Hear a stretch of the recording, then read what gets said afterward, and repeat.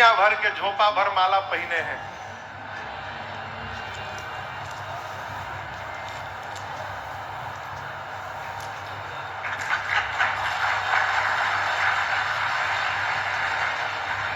ये तुलसी जी की माला है, ये करियक्का भी तुलसी जी की माला है, काले रंग वाली घी में पकाई गई है इसको। ये भी तुलसी जी की माला है। ये जो सोना वाला है ना, इसमें भी भीतर तुलसी जी ही है। एक और ही माला है सोना का, ये हम नहीं उतार सकते, मजबूरी है, उतारेंगे तो केस हो जाएगा। ये ससुराल की माला है मेरे, मजबूरी उतार। हम क्लियर कर दिए आप लोगों को, हाँ, नहीं तो सब तुलसी जी की माला है।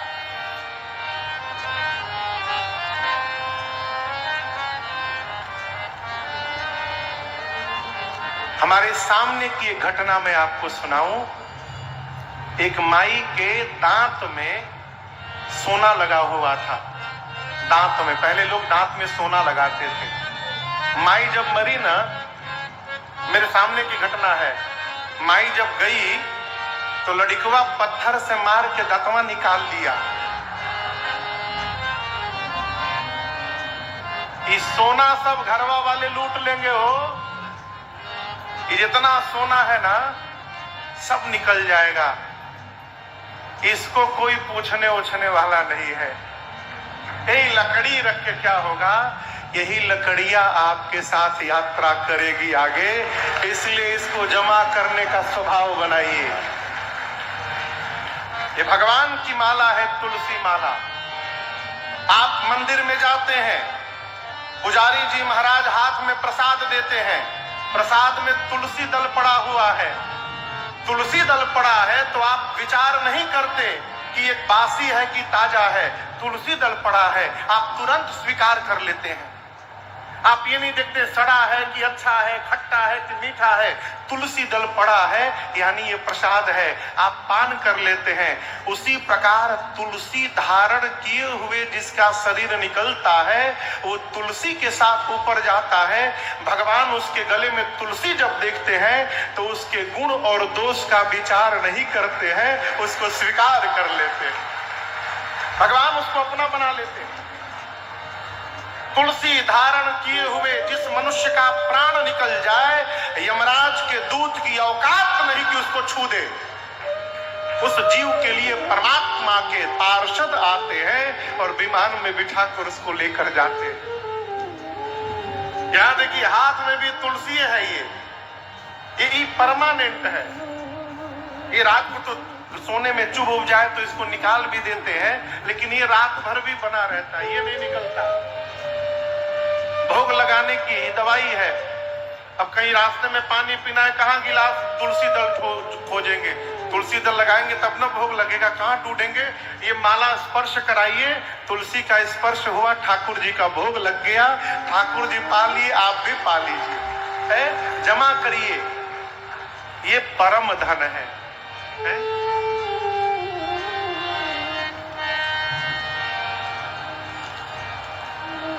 भगवान के आने के बाद अयोध्या वासियों को जो सुख प्राप्त हुआ, जो धन प्राप्त हुआ, माई बाप वो कहने में नहीं आ रहा है। वह सुख संपत्ति, तीसरा समय, चौथा समय। अब आप सोचिए, कल हम लोग 19 जुलाई को यहाँ राम जन्म महोत्सव मनाए। सच बताइएगा, आप में से कौन कौन कल यहाँ उपस्थित थे? हाथ नीचे करिए। कौन नहीं उपस्थित थे? इतने सारे लोग आज नया आ गए हैं।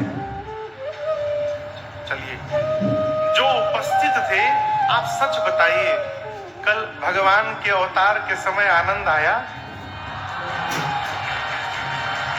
जब कलिकाल में बैठकर हमको आपको इतना आनंद आया हो, जब परमात्मा अवतार लिए होंगे तब कितना आनंद आया होगा, कल्पना करिए। जिस समय मेरे ठाकुर अवतार लिए होंगे उस समय क्या अवस्था हुई होगी। इसलिए समय का वर्णन संभव नहीं है। और अंतिम समाज, यहाँ भी कहां से लोग आए, मध्य प्रदेश दमोह से आए हैं, एक परिवार राजस्थान जयपुर से आया है, एक हमारे भाई बंसल जी कहाँ बैठे, बंसल जी दुबई से आए हैं, शाहजहां से। कहाँ है बंसल जी, उधर बैठे, खड़े हो जाइए। ये बंसल जी अभी दुबई के राम कथा में थे, वहीं शाहजहां से फिर यहाँ कथा सुनने के लिए काशी आए। दिल्ली से कोई आया है, कलकत्ता से कोई आया है, रांची से कोई आया है। जब कलिकाल में हम और आप राम जन्मोत्सव मना रहे हैं, पूरे भारत से लोग आ रहे हैं। भगवान जब आए थे 3 लोक 14 भुवन से लोग दर्शन करने आए थे, इसलिए उस समाज का वर्णन संभव नहीं है। अस्तु गोस्वामी जी ने कहा भगवान अवतार लिए कही ना सके शारद सारा देव समाज आया। कल आपको सुनाया था, सब देव चले महादेव चले, महादेव चले, ले ले फूलन के हार रे, क्यों आ गए राघो सांवरिया, सब देव चले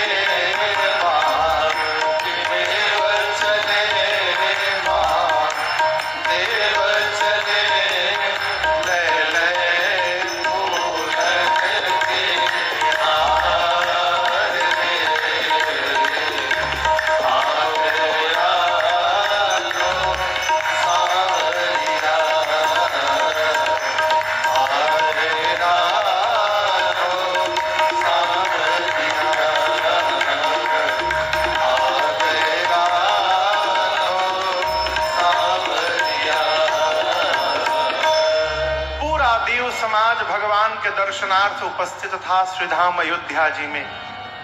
यहां भी देवता होंगे, इस पंडाल में भी होंगे, किसी न किसी रूप में होंगे, लेकिन होंगे अवश्य।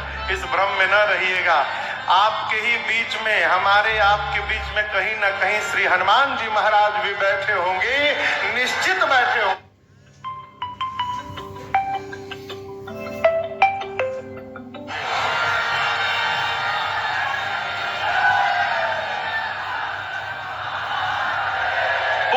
धरती पर जहां जहां भगवान की कथा होती है, सबसे पहले हनुमान जी पहुंचत हैं और सबसे अंत में श्री हनुमान जी महाराज विदा लेते हैं। इसी कारण तो गोस्वामी तुलसीदास जी को हनुमान जी का काशी में दर्शन हुआ, इसी कारण। गंगा गोस्वामी तुलसीदास जी महाराज शौच के लिए लोटे में जल लेके गंगा जी पार करके उस पार जाते थे, काशी में नहीं, उस पार। शौच के बाद जब आते थे, लोटे में जो जल बचा रहता था, तो एक पेड़ था, उसी पेड़ पर एक राक्षस रहता था, ब्रह्म राक्षस। तो जो जल बचता था, पूज्यपाद गोस्वामी जी वो जल उस वृक्ष की जड़ में डाल के चले आते थे, रोज का नियम। गोस्वामी तुलसीदास जी इतना जल दे दिए कि वो ब्रह्म राक्षस की प्यास समाप्त हो गई हो और एक दिन सामने प्रकट हो गया। गोस्वामी तुलसीदास जी से कहा कि कहिए क्या चाहिए। तो बोले कि मैं भगवान का दर्शन करना चाहता हूं। तो बोले भगवान का दर्शन यदि करना चाहते हैं तो उसके पहले आपको हनुमान जी का दर्शन करना होगा।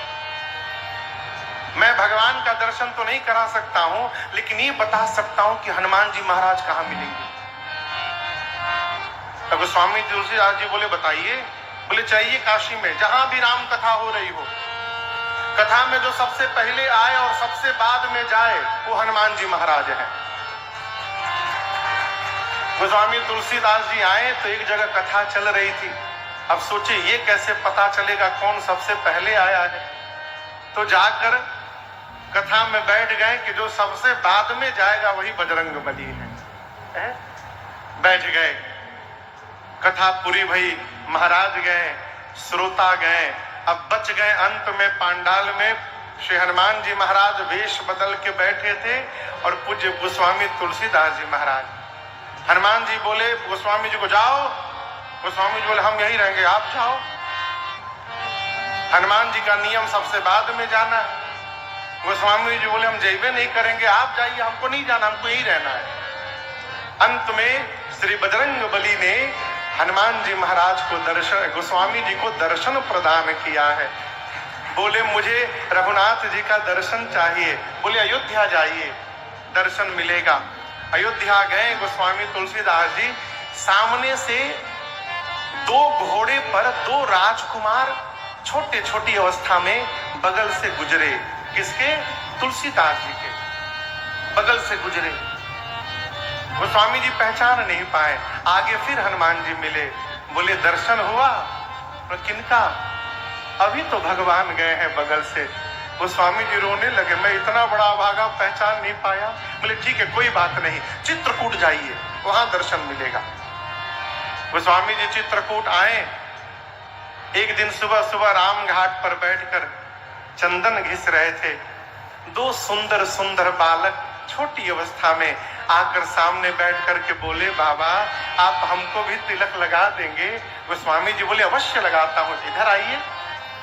हनुमान जी देखे कि गोस्वामी जी फिर मिस करने वाले हैं आज, तो कहते हैं ऊपर पक्षी का रूप धारण करके वृक्ष के ऊपर बैठकर और हनुमान जी महाराज बोले चित्रकूट की घाट पर भई संतन की भीड़, तुलसीदास चंदन घिसे क्यों तिलक दे रघुबीर।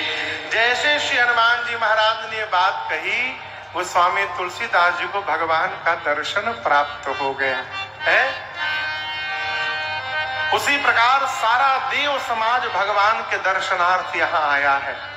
कहाँ आया है? अयोध्या में। सभी आनंद में है, लेकिन रात्रि देवी तनिक परेशान थी।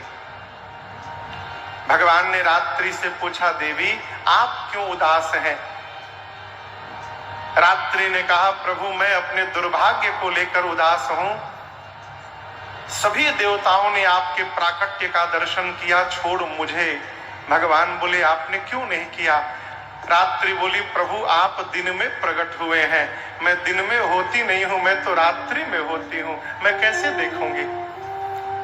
भगवान ने कहा ठीक है जाइए, मैं वचन देता हूं रात्रि अगली बार जब मैं द्वापर में अवतार लूंगा कन्हैया के रूप में, तो ये सौभाग्य केवल और केवल आपको प्रदान करूंगा।